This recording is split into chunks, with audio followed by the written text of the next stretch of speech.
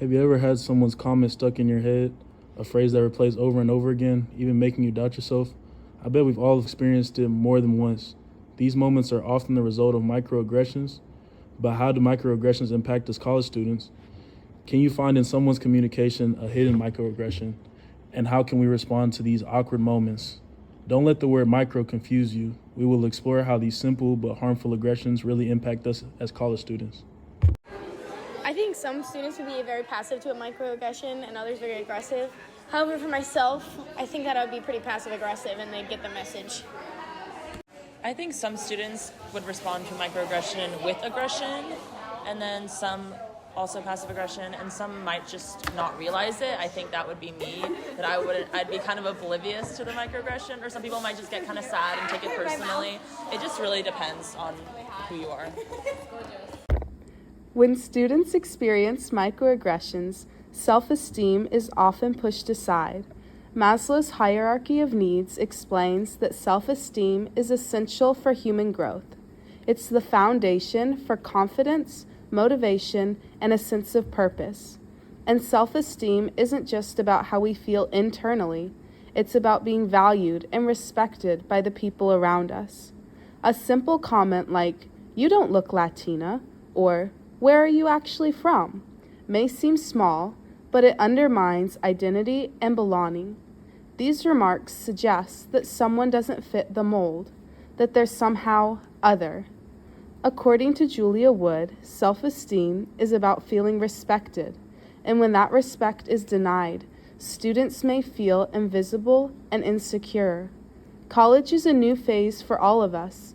It's a time when we're vulnerable, when we're forming new relationships, and when we often count on the people around us to help us feel grounded. Research by Noddle shows that microaggressions in educational spaces are particularly harmful. They lower self-esteem and prevent students from reaching their full academic potential. In other words, microaggressions don't just hurt feelings, they block students from achieving confidence and self-growth at college. So the microaggressions would break down the person's self-esteem slowly, and it would hit them more deeply than if someone was intentionally being mean to them, because usually when someone makes a microaggression, they don't realize that they're insulting the person, and so the person who's on the receiving end takes it more personally, and they might be thinking about it for several days after because it's actually they think it's actually true. Whereas if it was a direct insult, they'd be like, "Oh, that person's just mad at me," or they're don't like something that I did. But when it's a microaggression, it attacks their character and who they think they are. Imagine yourself in this situation. You just finished a presentation you worked hard on. Someone comes up to you and says, "You're surprisingly well-spoken for someone from your neighborhood." What would be your reaction? Would you laugh it off? Would you say thanks? Would you stay silent? Now ask yourself, what would your response change if it was a friend who said it or a professor? Often we as students just smile, say thanks, or stay quiet. But this is more than politeness. It's a survival strategy. Politeness theory helps us understand how students respond to microaggression. Alvarez and Miller-Ott describe how students use politeness to preserve harmony, especially when power dynamics make confrontation risky. When someone in authority like a professor or advisor makes microaggressive comments, students may feel trapped.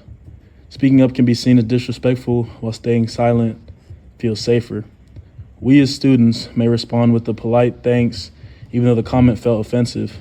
These politeness norms act like a filter in our daily communications, shaping what students say and what they leave unsaid. Fabienne Bader and Georgita Cislaru explain that politeness is a coded social rule, often pressuring students to hide discomfort. This shows how microaggressions silence our voices hidden inside classrooms, dorms, and dining halls. That's where expectancy violations theory, or EVT, comes in. Judy Burgoon explained that when someone breaks our expectations in communication, our brains react. We think, that wasn't supposed to happen. And microaggressions, they're exactly that. Tiny violations that affect how we see ourselves and how we communicate. EVT says that we do 2 mental checklists when this happens. First, violation valence. Was that comment positive or negative? Second, communicator reward valence. How much power does this person have over me? Let's go back to our example. If it's your roommate making a dumb joke, maybe you laugh it off. But if it's your professor saying, "You're not good enough," suddenly those words stick. They echo. They shape how you show up in class, how you participate, and how you view your own abilities. Here's where the question gets complicated. Do I speak up and risk looking disrespectful? Or do I stay quiet and let it slide? When this happens over and over, it's not just one awkward moment. It impacts your confidence. You start second-guessing yourself in class discussions, office hours, and even group projects. EVT helps us see that microaggressions aren't just random comments. They are violations that reshape how we communicate in the future. Florencia Fuentes just earned her green card, John. She may have to do that backflip right back over the fence into Mexico. I think she's Guatemalan. Oh, none of that matters. What if you win it? Like, you outperform the other groups. Oh, how do you fit such big dreams in such a small body? What if you win it?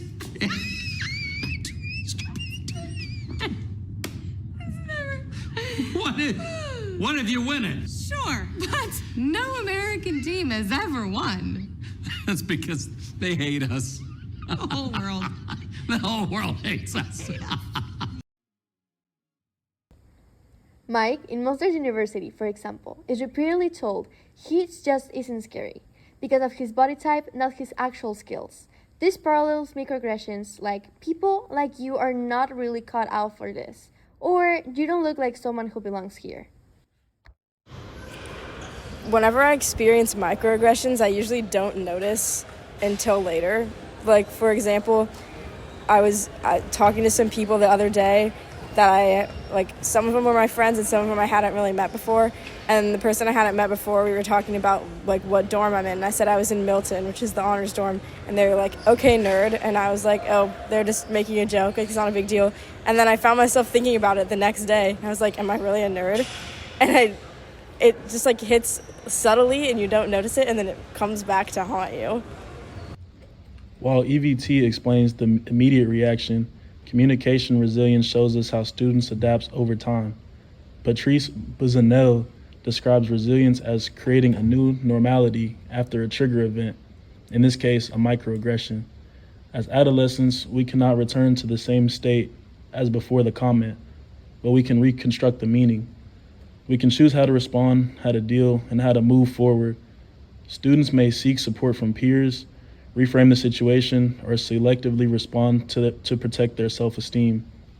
Research by Mills, Stone Sabali, and Parler highlights how Black undergrads use resilience strategies to recover from microaggressions by forming networks, advocating for themselves, maintaining engagement despite adversity. Resilience is not passive. It's an active form of communication that rebuilds confidence and well-being. It shows that even if someone throws a negative comment your way, you can bounce back, take control, and keep doing great. Resilience is the voice that says, "I know who I am, and I won't let this define me." Microaggressions may seem small, but their impact is real. They disrupt self-esteem, influence our inner voices, and violate expectations of respect. Yet, students also show resilience, finding ways to adapt, grow, and reclaim their voice. To create a more inclusive campus, we must listen actively, challenge stereotypes, support peers, and promote respectful communication. These steps are not just recommendations, they are essential for building a culture where every student feels comfortable and confident. Together, we can promote a culture of respect and belonging. In our classrooms, in our residence halls, and in our everyday conversations, We can build our own sense of that missing piece, the sense of family. Microaggressions may echo in our minds, but messages of resilience and community have the power to transform those echoes. They can turn negative comments into voices of strength and hope. This is the impact of microaggressions on college students. And now you are conscious of the power of your communication. So ask yourself, what kind of words do you want to be replayed in someone else's mind?